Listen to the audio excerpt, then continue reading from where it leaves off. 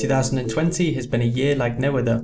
By disrupting almost every aspect of our daily lives, the COVID-19 pandemic has provided a stark reminder of our fragile place on this planet.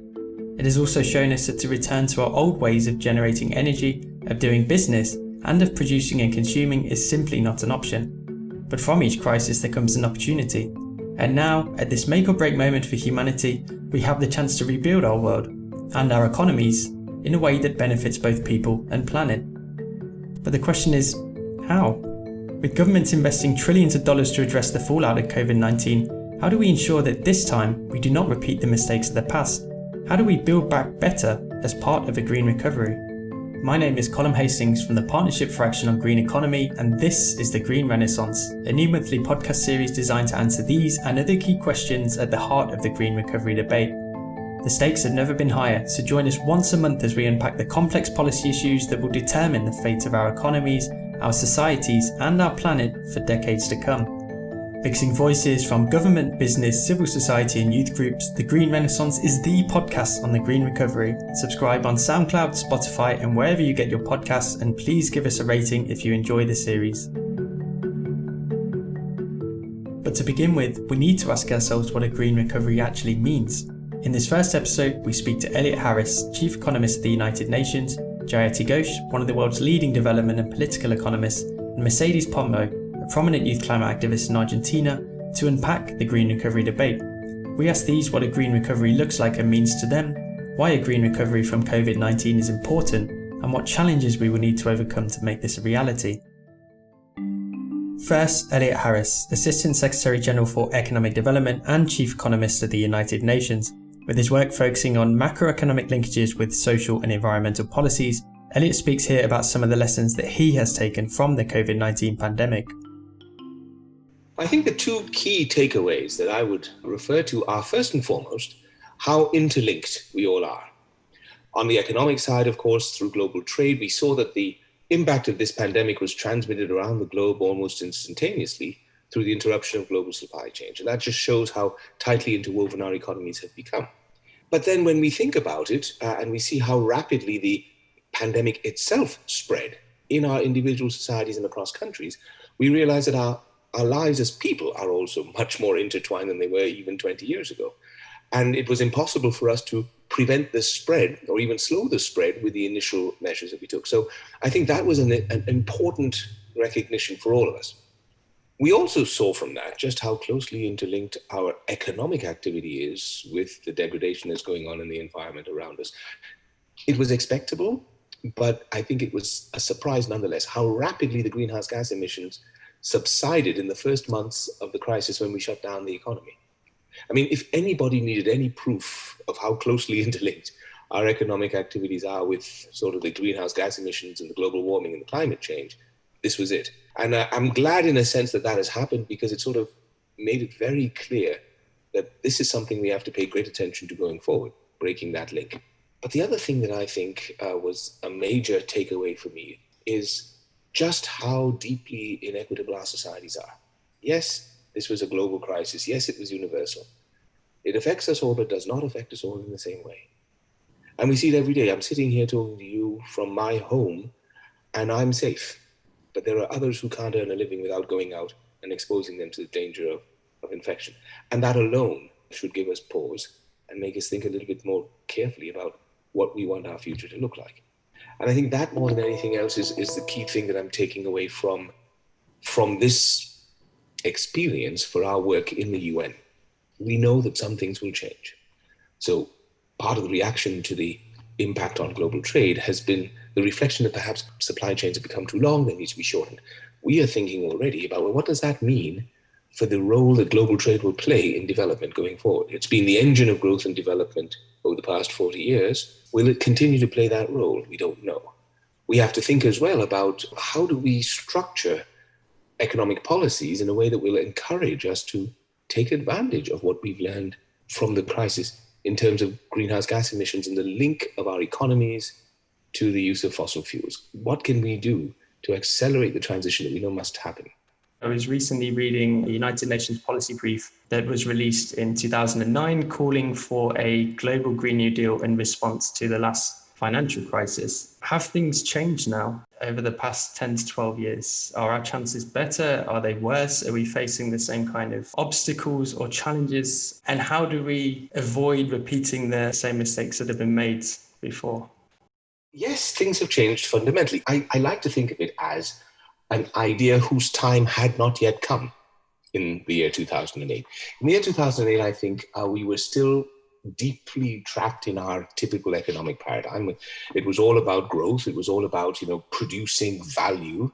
And there was no thought really about how we needed to change the way we do that. Today, we have the Sustainable Development Goals. We have the Sustainable Development Agenda as a framework for the way we want our economies and our societies to operate. Most importantly of all, sustainability has entered into the upper echelons of business and finance. The chief executive officers now are thinking about this seriously as a foundation of the way they operate. And that was fundamentally different 12 years ago. That just didn't exist 12 years ago.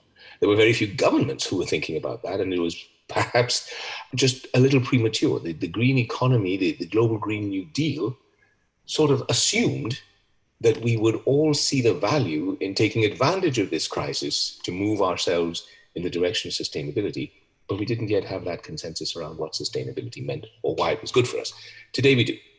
The second thing that is fundamentally different, I think, is that now we have on hand technological options that make it possible for us to change in fundamental ways. 12 years ago, we knew about renewable technologies for renewable energy, yes, but they were still a little bit too expensive. Let's put it that way. Now, no one can deny that solar power, for example, is entirely competitive. And so one can think of it not as an additional cost, but as an alternative that we can put in place. Third, I think, the evidence of the consequences of not moving towards sustainability are mounting. We look at what's happening to weather patterns. It's very clear. Yeah? We look at also what has been happening in terms of inequalities and how that has manifested itself in social protest. And all of these are elements of what we see going wrong. Our ecosystems are not working as they used to work. We don't know exactly the scope of the damage, but it's there. And from that perspective, I think the pump is primed. People now are aware of what is not in sync. They're aware of what is going wrong.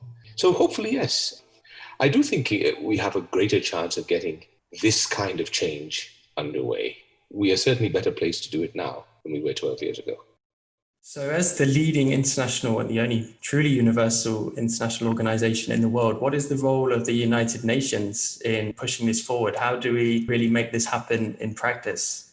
I think one of the most important roles that the UN can play is to just continue to recall that the world came together 5 years ago to address the very problems that we're suffering from today. And that is why we have this complex architecture of sustainable development goals. There's 17 of them, because we understood that we had to operate on all these different fronts. And so instead of trying to search around for new solutions when we have the solutions in place, I think the United Nations can and should just recall to people that we've gone through all of the reasoning and all of the soul searching and all of the experimentation that we need. We know what to do. Time has come to do it.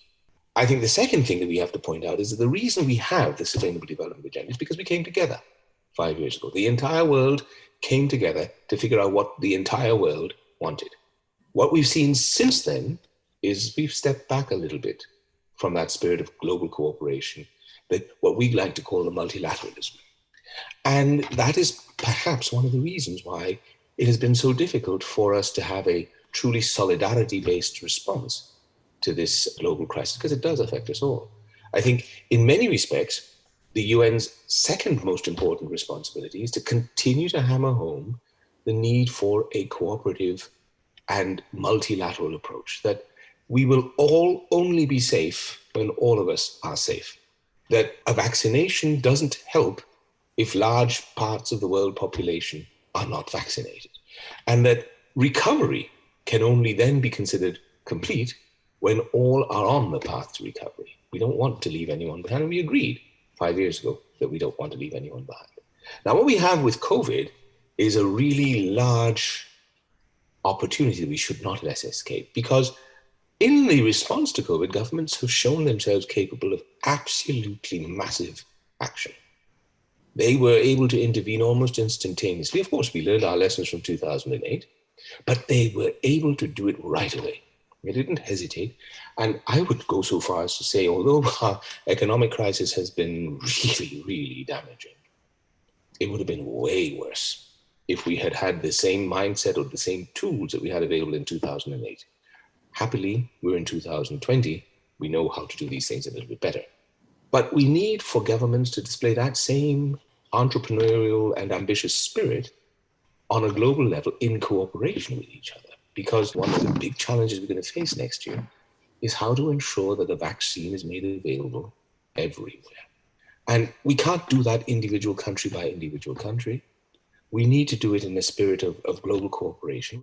We need to talk about the kinds of innovations that we will have to have. We need to talk about, for example, how are we going to create the space for individual countries to do what they need to do to help their economies to recover, given that they have this massive debt burden? What are going to be some of the options for dealing with that? We won't be able to do that country by country. We need to come together.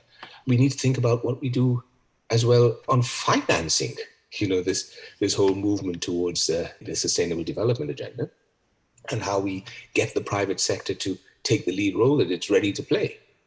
And for all of these, I think the UN can be the space where we bring people together, bring countries together, bring societies together to talk about it.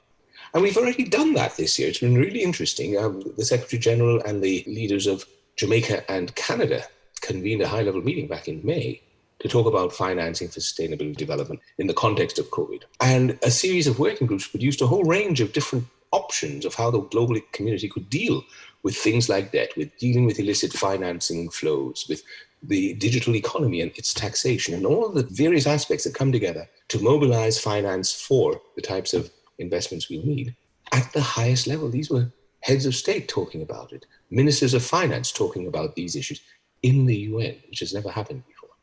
And I think that is the model that we can follow. People want to be able to work with each other. The UN is a natural space for that to happen. And happily now things have evolved a little bit in the last couple of months that give us a prospect that more international collaboration is likely or possible, much more likely than it was just a while ago. You've already touched on some of the key elements that I guess you would consider as being part of a green recovery. So you spoke just there about the need to address inequalities, to have the private sector on board. So what would your green recovery vision be for the future? Well, I think I would start by saying, I live in the world of public policy. I would say the first and most important thing for us to do, to achieve, is to, as quickly as possible, make sure that we don't have any policies in place that support unsustainable activities. It is beyond acceptability that we should be subsidizing coal or other forms of fossil fuel with public money. I'm sorry, that just goes in the wrong direction. It's hard to get away from that, of course, but there are other ways to provide the support that such measures are usually intended to provide without perpetuating something that is actually killing us. So I pick on fossil fuels because, of course, it's a really critical part of the climate action agenda, and climate has to be the most critical crisis that we face after COVID. But there are lots of other areas where we can shift our policies so that our outcomes are not so inequitable, so that we have greater resilience, so that people do have access to healthcare when they need it, and that education is available to all, so that all can benefit from the progress we're making. I think we also have to be willing to prioritize. I mean, not everything can be done simultaneously. We don't have the resources for that. But there is a lot that can be done that might generate benefits elsewhere. So, for example, one thing I do like to look at is technology. We've seen that because of the lockdowns, we've been able to use online technologies to continue to work in not every case, but in many cases. We've been able to try to replace in-person schooling and so on and so forth. That's accelerated the digitalization of our economies. That's a thing that could be a very positive aspect of our future development. But again, it has a massive downside because there exists a very deep technological divide between the haves and the have-nots. And if we allow the technology just to proceed without shaping it and guiding it, well, we're going to end up in a worse place than we are now. And so I think a green economy is not only possible, it's necessary, and I think it's desirable on virtually all counts, but I think we all have to have a discussion around how we would get there realizing it's not going to be a flip of a switch. We're not going to kill off the fossil fuel industry overnight. And that might help to deal with some of the concerns that people have when they realize they're going to be part of the solution as well. But we will have to all agree on what we can do and how quickly we can go. And I think just that process of coming together and doing it in the spirit of cooperation will help us to achieve that kind of just transition, make it possible for us to move ahead more rapidly, not only because we're dealing with recovering from this horrible crisis, but because we realize that when we put our minds to it, more things are possible. Next, Jayati Ghosh, leading development and political economist and executive secretary of International Development Economics Associates. Here she explains that our vision for a global recovery must take in other colours beyond green. The idea of a green recovery is essentially rooted in the acceptance that we are facing a major existential crisis for humanity in the form of climate change, and also that we have destroyed the environment and nature to such an extent that it will come back and boomerang on us, not just in the form of climate change, but in a whole range of other ecological disasters. So the idea of a green recovery is that when we try and bring economies back from the collapse that the pandemic has created, we try to build back better is the term, the other soundbite that is very common, by recognizing that we can't go back to the earlier pattern of growth, that we have to recognize the impact on nature, on the environment, and on the climate. And we have to refigure our economies and, in fact, also our society in ways that allow this. But if I can add to the soundbite, I have been arguing that, in fact, even just the notion of green is a bit limiting, that we really have to think of a multicolored recovery. So if I can explain what that means, we definitely need it to be green. That is to say, to cope with climate change in particular and the attack on a whole range of natural resources. But one aspect of the resources that is often missed out is water. And so I think it has to also be a blue recovery. In the developing world, water is such a critical issue. The destruction of water resources is something that we don't adequately pay attention to, and it's a very, very significant thing. So we really have to think of public investments and of distribution of water and of how we generate the clean water and how we make potable water available to the entire population of the globe in sustainable ways. So it has to be blue as well. But it also has to be purple. Now, what is purple? It's the color of the care economy. And one thing the pandemic has revealed is the significance of care. Now, what's alarming is that even though it's revealed the significance of care and of the importance of healthcare workers, they're still not valued. You still have the fact that frontline healthcare workers, doctors, nurses, everyone, they are still not remunerated adequately. They're still not protected. Even when they're dealing with the virus, they're not often given the means for adequate protection. There's huge amounts of unpaid and underpaid care work being performed, again, mostly in developing countries, but pretty much across the world. There's huge inequality in terms of the lower paid care workers and how we treat them and the working conditions. So we really have to make care a central part of our recovery. And one of the good things about investing a lot in care is not just that it makes for a better quality of life for everybody, but it also is hugely employment generating. And it has therefore very strong multiplier effects. So in a world where everyone is worried that technological change is going to take away all our jobs and automation is going to destroy employment, care work, along with creative industries, they provide very important avenues for future employment generation. So purple is a very important part of this. And the other color I want to mention that I think we have to focus on is red. Red for redistribution, if you like, red for egalitarian recovery, which means that all of this is going to cost money, that's obvious. But you cannot do this on the backs of those who are already suffering, impoverished, and materially insecure. You have to actually get these resources from the rich, from those who are benefiting from all this technological change, from the elites who have grown richer since the global financial crisis, and many of whom have got even richer during the pandemic. So it has to be a recovery which is largely financed by taxing the wealthy. And I don't mean just any old normal middle class wealthy. I mean the super, super wealthy. There is a lot of scope for going after the 0.1%, not even the 1%, just the 0.1%. Just taxing them very, very small amounts will actually generate huge amounts of resources. Taxing multinationals at the same rate that domestic companies are taxed. That means you don't allow them to shift their profits around to low tax jurisdictions because you have a unitary rate for their global profits. That would already reap huge amounts of revenue for all countries, developed and developing. So it's important for spending for a recovery, and we know we have to have lots of spending. It's important for that recovery to be redistributive, and that's why red is the other color I would mention. In the past, you've referred to people that describe the Green New Deal, and by association, I imagine these same people would also attach this to a green recovery as being utopian or a socialist pipe dream, one that is unaffordable, one that is completely unrealistic.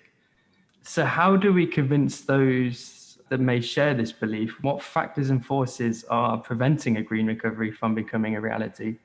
And how do we overcome these? It's extraordinary that, when progressives demand, let's say, 10% increase in government spending, we're told, oh, we are utopian, you're crazy, you have no sense of the economy, etc. And yet, when finance wants it, it happens overnight. And you get a 10% increase in government spending because it happens to suit finance. So a lot of the answer to this clearly is political. It is the ability of the elites, particularly the financial elites, large capital, and I would increasingly add digital capital today. It's the ability of these elites to influence the media, to influence public policy making, to influence broader public perception, so that there are some apparent truths that are hammered down on everyone, like you cannot run a fiscal deficit if it is something that is going to provide basic needs to people. And yet, when it suits them, the money is transferred to the rich and the powerful very quietly without any of the terrible results that are supposed to happen. So a lot of it has to do with public perception and the ability to get people to understand what's at stake. Across the world, we have, I think the American expression is turkeys voting for Christmas, people voting for or supporting politics and policy measures that are against their own interests. And that's really because they have been persuaded, and they've been persuaded by this unholy nexus between large capital and media, including social media, because we know now that a lot of the information doesn't come through traditional media. It comes from social media, which too is very aggressively advocating certain positions and enabling certain positions. I think we need to focus on that. We need to think of ways of regulating media and regulating the ways in which, in a democratically accountable way, regulating the ways in which mistruths, fake news, etc., all of those things are spread. I was recently reading a United Nations policy brief. I think it was written by the United Nations Environment Programme. That was kind of promoting the idea of a global Green New Deal in 2009 in response to the last economic crisis that happened a year earlier. And many of the arguments that were being made at that time are, in fact, exactly the same arguments that are being made now in favor of a green recovery. So I wanted to ask, what would you say makes this moment different to the one 10 years ago? And how do we avoid repeating the same mistakes again? I mean, in some ways, as you just mentioned, social media, maybe the challenges are even more difficult now than they were 10 years ago.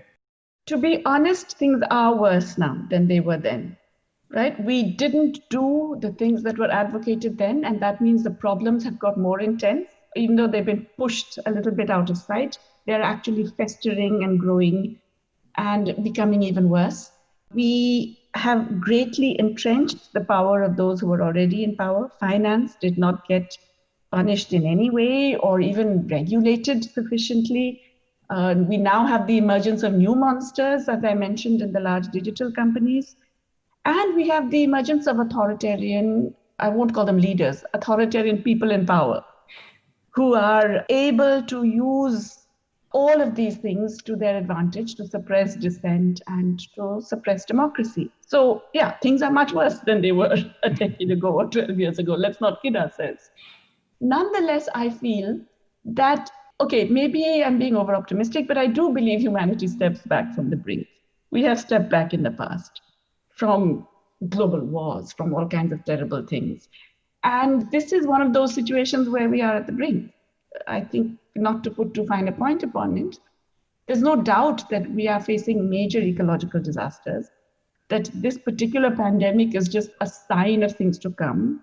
The nature of our food systems and the peculiar and rather stupid way in which we globalized food generates a lot of more possibilities of not just zoonotic diseases, but a range of other health issues. And we need to do drastic change. I believe that when it comes to the crunch, humanity is able to do these drastic changes. And often, and that's the other thing I would say, because I've been around for quite a long time, that progressive change also comes from directions we don't always anticipate. When when we're looking for our saviors, if you like, even among the left and among progressive groups, we tend to look in particular directions. It doesn't always work that way. In history, all kinds of people have emerged unexpectedly as championing progressive causes, even when the traditional or existing progressive movement didn't think that they were the ones who would do that. I have a feeling this is going to be the same. Change will come, not necessarily from the direction we're looking at, but there are too many forces that make the need for change irresistible. And therefore, I think societies and people will respond. What have you made of the global response to the pandemic up to now? Has this made you more or less hopeful, I guess, that the world is capable of making these necessary steps towards a green or indeed multicolored recovery? To be honest, so far the global response has been very, very disappointing. I would have even said pathetic. Yes, maybe I will say it's pathetic. It has not provided any sign of real international solidarity or coordination. Even something like the vaccine. The COVAX alliance was a very good idea, was a well-developed, but because it didn't ensure that the countries who had signed into it didn't do side deals, the minute we have vaccines emerging, we're seeing an unseemly rush to corner the market. From the US, from the European Union, from Japan, all the developed countries are rushing to buy their doses, leaving developing countries and the COVAX members out in the cold. So that's a really extreme example of the continued misplaced nationalism that is evident during this pandemic. It's evident in so many other ways. The US blocking an issue of new special drawing rights, SDRs, international liquidity, which is a costless way of providing some relief, especially to the developing world. The inability to deal with all the sovereign debt issues. I mean, frankly, a lot of this debt is unpayable. And the sooner you resolve it, the less pain for everyone, including creditors. But there seems to be no urgency in addressing that. Many developing countries are deregulating on carbon emissions, on other environment, in a desperate push to somehow get GDP growth back on track post-pandemic. So many of the things that are happening are going in exactly the wrong way. That does not mean that it stays that way. I think there are signs of positive change. I would argue that the electoral defeat of President Trump, even though he doesn't recognize it, is one that presages a different direction. And in many other countries too, I think there are demands for more of the dealing with both bread and butter issues and medium-term issues of sustainability that are going to become more and more significant. In different parts of the world, we have experienced sudden eruptions of popular protest. Now, it's true that these have not immediately translated into progressive change or even immediate policy changes, but that's not how history works. History, if you look back in time, all of the major forces have always been preceded by periods of this kind of continuous change, continuous public eruptions that have actually led to, over time, greater public awareness, mobilization, and finally demands that states simply have to accede to. So I think that's what gives me hope, the fact that there is a lot of this spontaneous protest. I just hope I live long enough to see that protest come to fruition, but I'm fairly certain that it's going to happen. And finally, Mercedes Pombo, youth leader for the Youth for Climate movement and philosophy student at the University of Buenos Aires. Here Mercedes explains how the pandemic has shifted the discussions on social inequalities and the climate crisis. Yo creo que el coronavirus fue sobre todo un catalizador de un montón de discusiones sociales. No es lo mismo dar las discusiones sobre cuestiones ambientales ahora que antes de esta pandemia, sobre todo porque siempre existió en torno a las discusiones sobre la crisis climática una noción de que es una cuestión abstracta y a futuro y no es algo que nos tenga que preocupar en el presente. Y creo que la pandemia rompió un poco con eso, entendiendo que hay un vínculo muy estrecho entre lo que estamos atravesando y el avasallamiento sobre la biodiversidad y sobre la naturaleza. Y en ese sentido yo creo que la discusión sobre la normalidad y a qué queremos ir, si la utopía está en el pasado, en cómo estábamos antes, o si es justamente esa normalidad la que nos trajo hasta acá y realmente tenemos que cambiar el rumbo como humanidad para poder asegurar una calidad de vida digna. Y creo que también otra discusión otra cosa que creo que nos enseñó la pandemia, o que por lo menos a mí me interpeló mucho, es la cuestión de el impacto diferencial que tiene en distintos sectores de la sociedad. No es lo mismo la cuarentena para sectores de la sociedad que pueden quedarse en sus casas, que pueden trabajar desde sus casas, que pueden vivir muchas veces incluso sin un sueldo, que tienen un sueldo fijo, que aquellos sectores que no tienen un ingreso si se paraliza la economía, que no pueden trabajar desde sus casas, que no pueden hacer cuarentena justamente porque no tienen un hábitat que permita hacerlo. Y me parece que en ese sentido también es una lección de cómo van a impactar crecientemente las distintas consecuencias que tenga la crisis climática y cómo van a estar atravesadas por esta serie de injusticias sociales. So has this kind of impacted your thinking on how the world can respond to and eventually recover from the pandemic?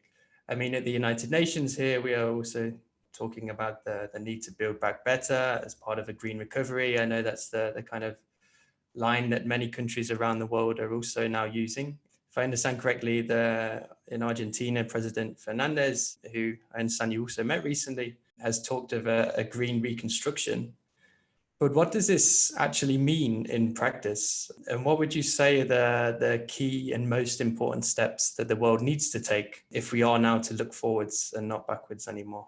Yo creo que la cuestión de pensar una recuperación en términos ambientales, que tenga en cuenta como un factor central la cuestión ambiental, tiene que, por un lado, tener en cuenta el concepto de transición y entender que es justamente una de las problemáticas de esta crisis es la injusticia social, y que entonces incluso como medida de adaptación es fundamental disminuir esas desigualdades, pero asimismo creo que es fundamental entender que no podemos tener una salida sustentable que siga sin modificar estructuralmente la manera en la que producimos y en la que consumimos, entendiendo que evidentemente el problema es estructural. En ese sentido yo creo que es fundamental que haya países que en este momento estén tomando medidas, o que por lo menos anuncien planes que prometan esas medidas, también entendiendo que impacta muchísimo el hecho de que los países que tengan un liderazgo internacional y un impacto geopolítico estén tomando iniciativa en ese sentido. Yo creo que es uno de los pasos fundamentales. So you've spoken in the past about the need for grassroots and social movements to shape public policy, and that deep social transformation can only be achieved when there is a demand for it by a large majority.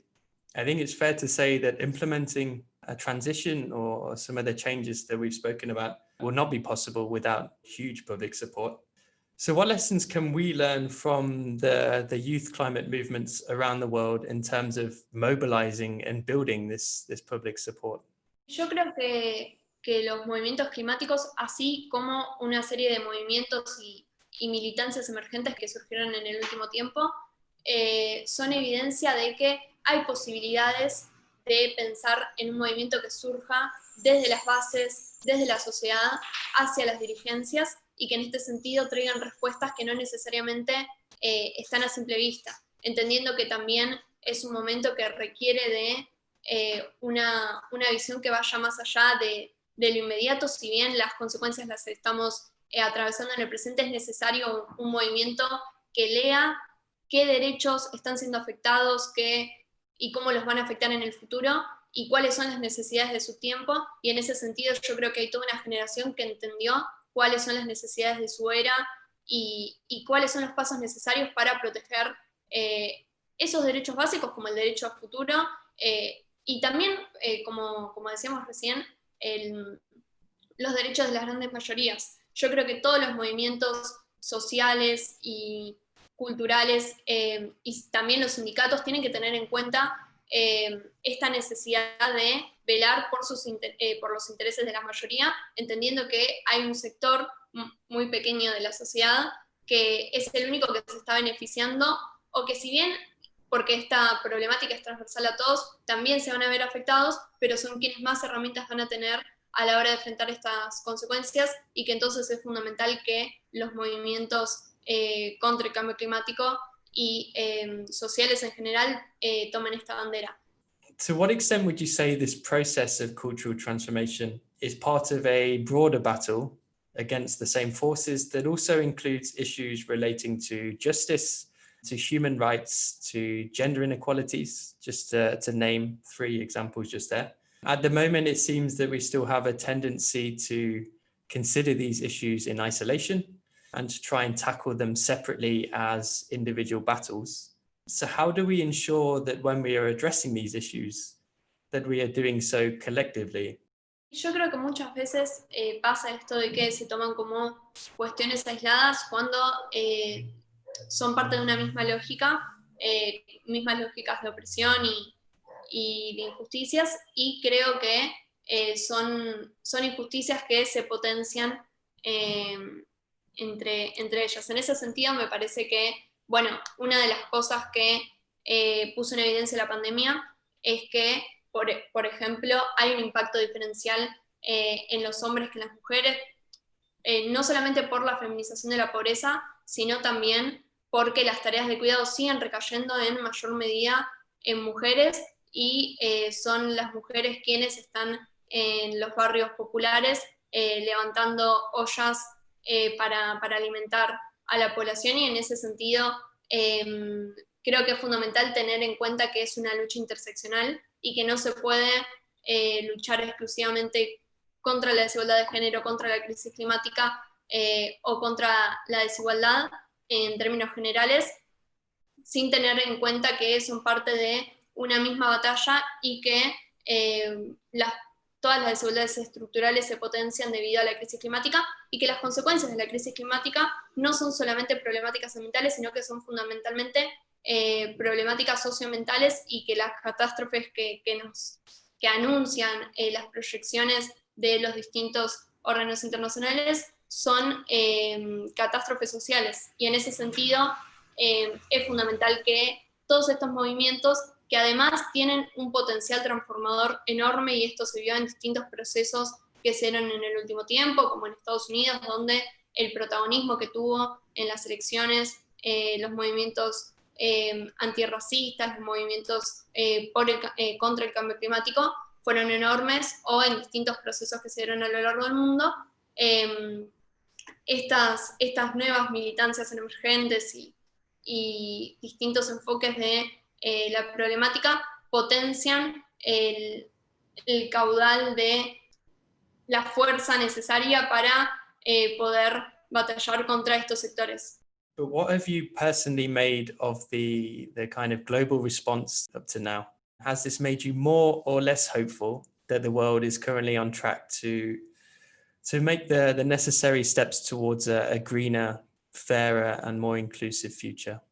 Yo creo que por un lado sucedió que hubo una serie de discusiones que se plantearon, como la cuestión de si había que proteger la salud o la economía, que creo que es una discusión que muchas veces también se da con respecto al ambiental. Y creo que un poco la pandemia puso en evidencia que no existe esa división, porque si cae la salud, si colapsa el sistema sanitario, también eso impacta directamente en la economía, y creo que eso es algo muy similar a lo que pasa con las problemáticas ambientales. En ese sentido, yo creo que las discusiones que se dieron también en torno a la necesidad de responder a lo que la comunidad científica demanda, y de que eso sea una de las voces o la voz autorizada para basarse en la mayoría de los casos, creo que fue una cuestión bastante positiva. También hubo gobiernos que justamente evidenciaron que la división que muchas veces se establecen con respecto a diferenciar entre intereses económicos e intereses ambientales responde a unos pocos intereses económicos, habiendo una relación directa entre muchas veces quienes financian las campañas y quienes deciden no proteger a la población en situaciones extremas como esta. Creo que por otro lado, algo no tan positivo que nos enseñó esta pandemia es la cuestión de que para tomar medidas muchas veces se necesitó ver lo que ya estaba sucediendo en otros países. No hubo medidas contundentes contra la propagación de la pandemia y establecimiento de cuarentenas rígidas hasta que en otros países la situación era muy crítica, y eso es algo que no puede pasar con el cambio climático, porque llegado a ese punto ya no hay accionar posible. Una vez que se materialicen las consecuencias o las peores consecuencias de esta crisis, es muy difícil tomar acción. Entonces, en ese sentido, creo que también un poco pone en evidencia la necesidad de tomar acciones antes de que se llegue a estas situaciones extremas. Creo que por otro lado sí pone en evidencia la capacidad que tienen los gobiernos o algunos gobiernos de tomar medidas rápidas y eficientes para contener una situación crítica, y en ese sentido yo creo que se tiene que usar el mismo criterio para la crisis climática, que es mucho más abarcativa y que va a seguir desencadenando problemáticas como la que estamos viviendo. That was The Green Renaissance. Please subscribe on SoundCloud, Spotify, and wherever you get your podcasts to receive new episodes each month. Also, don't forget to give us a rating if you enjoy the series, and if you'd like to learn more about the Green Recovery, the Partnership for Action on Green Economy has developed a series of e-learning courses on key green recovery topics. Just visit www.uncclearn.org and enrol for free today. Thank you for listening, and we'll see you soon.